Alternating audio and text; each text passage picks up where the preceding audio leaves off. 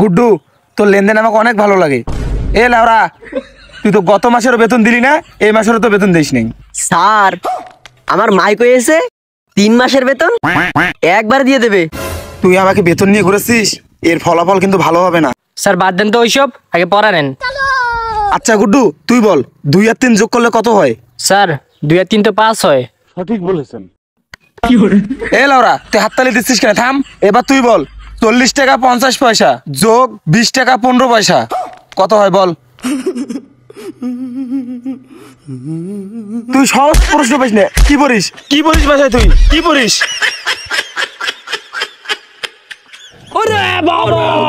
এ গুড্ডু, তুই বল বাংলাদেশের বর্তমান প্রধানমন্ত্রীর নাম কি? স্যার, এটা আমি পারবো না। আমি তোকে প্রশ্ন করছি। দিলেন বেশি কথা বলিস তুই। सब क्या देखना पड़ रहा है। তুই যদি বলতেই চাইলি তাহলে বল বাংলাদেশের সর্বপ্রথম প্রধানমন্ত্রীর নাম কি? এবার আর প্রশ্ন ওকে করেন।